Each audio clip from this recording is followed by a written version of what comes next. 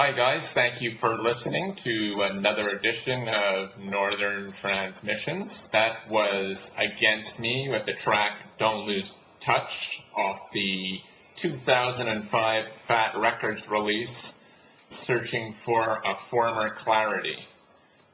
I sat down with Tom Gable, the frontman and singer-songwriter for the band, just a few hours before their show with Rancid and Blink-182 at the Big Arena in Vancouver, whose name we don't have to mention.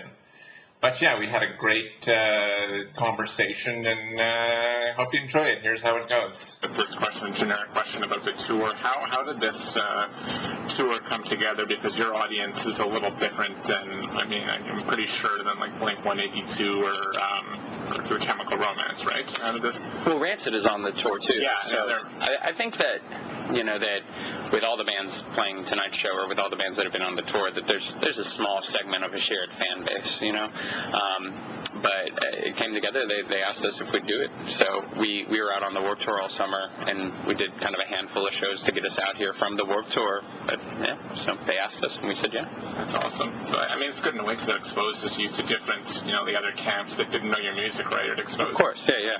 The vibe you get to like hanging out and meeting everyone on the tour is that, the reason that, and it's true for our band, and I'm assuming most bands, is the reason you take the bands on tour that you do is because you're fans of their music and you want to expose your audience to the bands that you're into. Speaking about touring live, we chatted a little bit about obscure song references from fans in the audience, as well as recording live.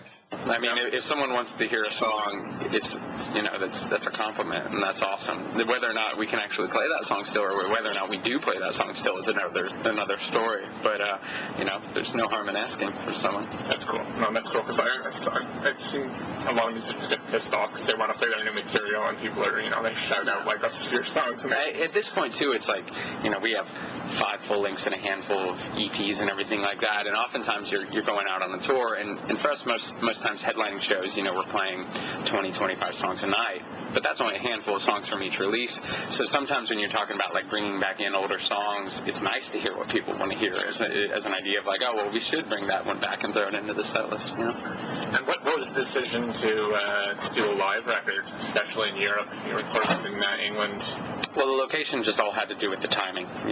We were doing a Europe tour then, and London seemed like an exciting place. We originally actually wanted to do it in Dublin, but the production company that recorded it was just a little too expensive to get them to Dublin, so we went with London. And we just felt like it was time to do it. It seemed like a cool show to capture, and, Did you find it a little invasive doing the whole, the DVD you guys did during that period? No, just because the guy who did it, Jake, was a friend. So it's like, you just have your buddy and happens to have a camera with them, and after a point you forget to even ask the camera. And so for us, that was just, what people often don't understand too about like that DVD is that it's an hour-long DVD, but that was a month and a half of our lives. So really, when it came to the editing process for making that DVD, there was so much that was left out, and really it was a story that was framed, because that wasn't all that happened in the month. That was just kind of like, let's pick these parts to tell this story. So why don't we check out a song, since we were talking about the live record. Here is the track Americans Abroad from the album Americans Abroad Against Me Live in London off the Fat Records label.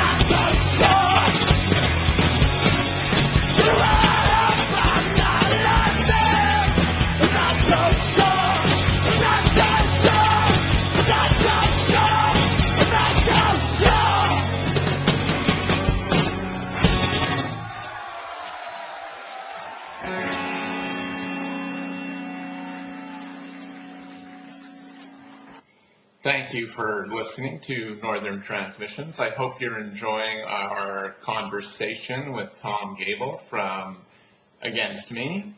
You can check out more about the band on their website, againstme.com, or their MySpace page for further tour and news information about the band. They are touring Europe pretty soon, so you might want to look that up.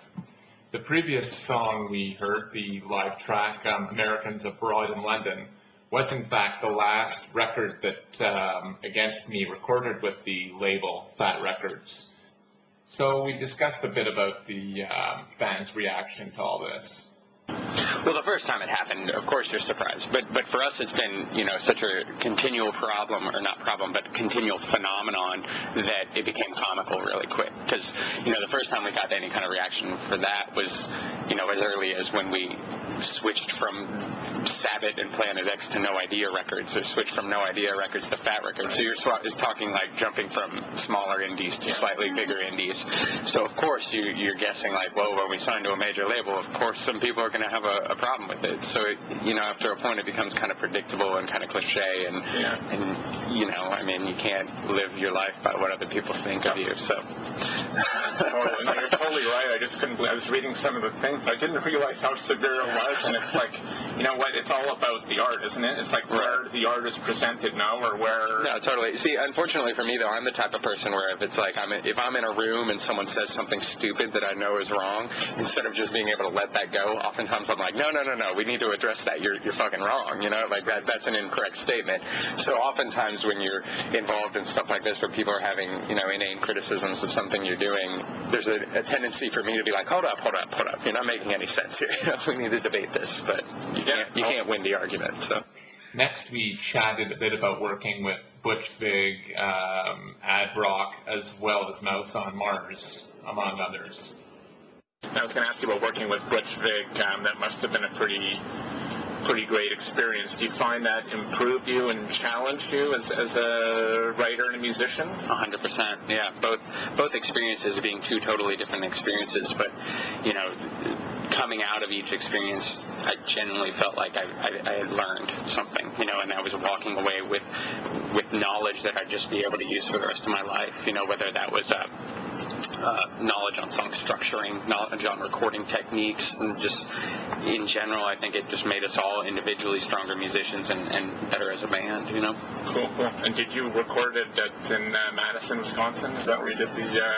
We did we put out a 7-inch this past May, I think it was, that we recorded there in Madison, but the past two full-length records we recorded out in Los Angeles, So he doesn't, I thought he only recorded his... No, he lives in L.A. Oh, he lives in L.A. Yeah. Mm-hmm. He used to be based out of Madison. Right, Smart Studios, which is still there. Yeah, Smart Studios is still there. And that, I think wasn't that where Nevermind was, a good chunk of that was done? Or I think they just did the demos for that there. I'm pretty sure they did it, recorded it at Ocean Way in Los Angeles. I could be wrong on that, but I know they did track it in Los Angeles. I'm not sure specifics. Cool. Yeah.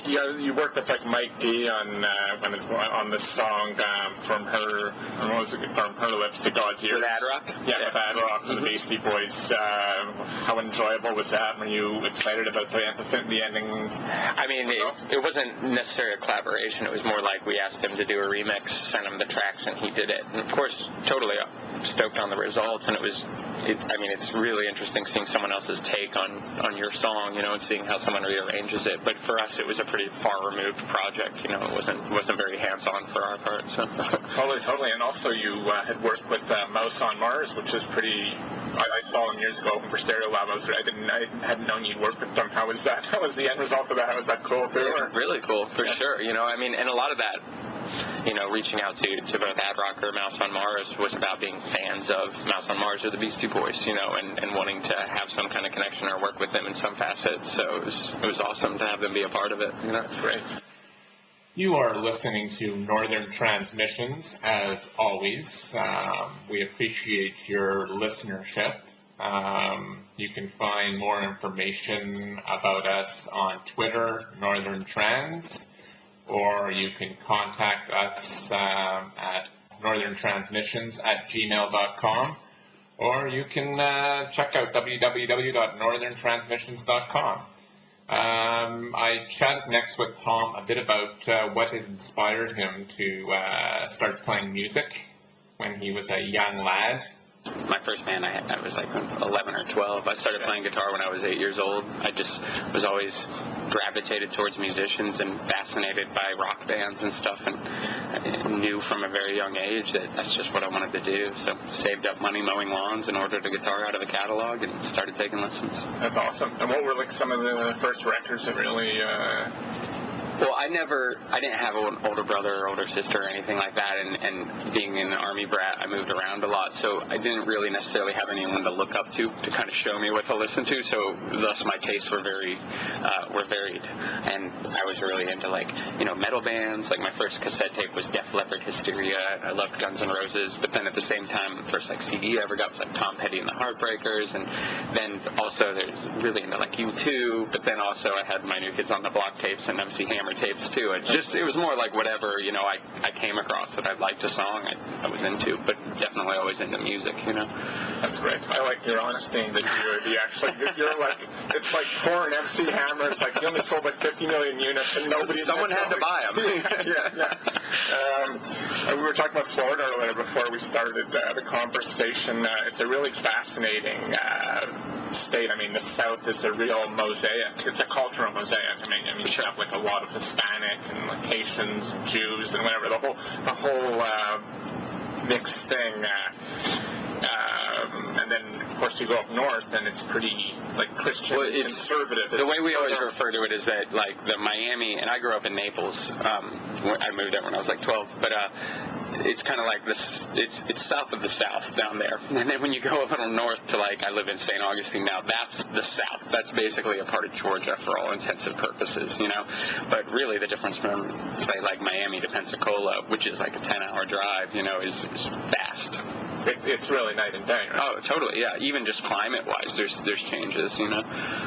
So that's still inspiring. It's a pretty fiery place to live, I guess, in that area. It's still like, it's inspiring for the songwriting. Well, growing up too, like, I mean, you know, when I was coming of age in high school and stuff like that, 1994, 1995, that was still kind of pre-internet, so it was even more isolated down there, because there wasn't really a big punk scene. I mean, there were no real big bands that came out of Naples, Florida. Right. You know, we were the first band to really come out of Naples, Florida, but, so, you know, you were really isolated. There was no older punk scene to look up to. You just kind of had to invent it as you went along.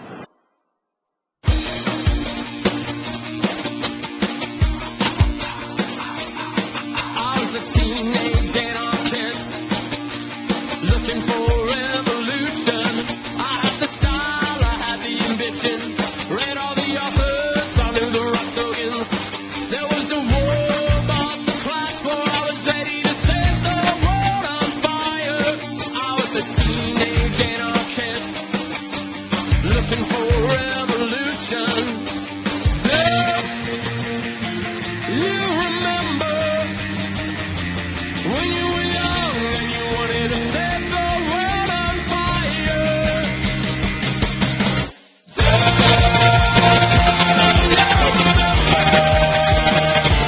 When you were young and you wanted to set the world on fire.